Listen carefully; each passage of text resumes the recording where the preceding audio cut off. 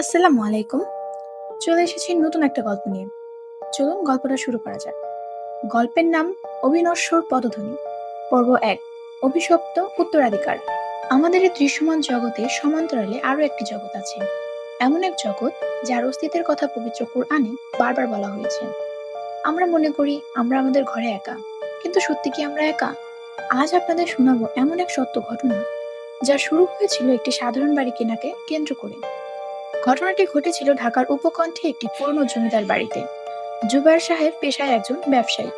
শহরের কোলাহল ছেড়ে একটু নিরিবিলিতে থাকার জন্য তিনি বেশ সস্তায় বিশাল এক পুরনো বাড়ি কিনলেন। গ্রামের মানুষ বাড়িটিকে অন্ধকার কুঠি বলে ডাকত, কিন্তু জুবায়ের সাহেব এসব কুসংস্কার বিশ্বাসী ছিলেন না। বাড়িটি কেনার প্রথম দিন বিকেলবেলা জুবায়ের সাহেব তার স্ত্রী এবং 5 বছরের মেয়ে মায়াকে নিয়ে বাড়িতে প্রবেশ করলেন।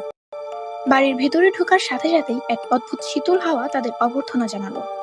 যদিও বাইরের তখন প্রচন্ড গরম, কিন্তু ভেতরের তাপমাত্রা ছিল অস্বাভাবিক কম। সন্ধ্যা যখন জুবায়ের সাহেব ড্রয়িং রুমে বসে কাজ করছিলেন, তখন হঠাৎ দোতলা থেকে কারো হাঁটার শব্দ শুনতে পেলেন, যেন কেউ ভারী বুট জুতা পরে কুড়ি ঠুড়ি পায়চারি করছেন। জুবায়ের সাহেব ভাবলেন হয়তো স্ত্রী বা মায়া উপরে আছে। তিনি ডাক দিলেন, সাফিয়া, তুমি কি উপরে? ওপাশ থেকে সাফিয়ার গলা ভেসে এলো রান্নাঘর থেকে, না তো, আমি তো নিচে মায়াকে খাইয়ে দিচ্ছি। জুবায়ের সাহেবের বুকের ভেতরটা একটু ধক করে উঠল।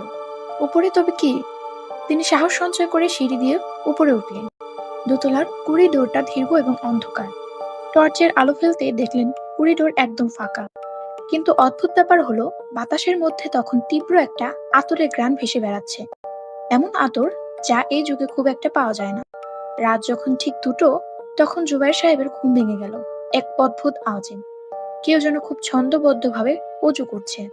বদনা থেকে পানি পড়ার শব্দ ঝিরঝির করে আসছে পাশের সেই তালাবদ্ধ ঘরটি থেকে, যা জুবায়ের সাহেব এখনো খোলার সুযোগ পাননি। তিনি ঘর থেকে বেরিয়ে করিডোরে দাঁড়ালেন।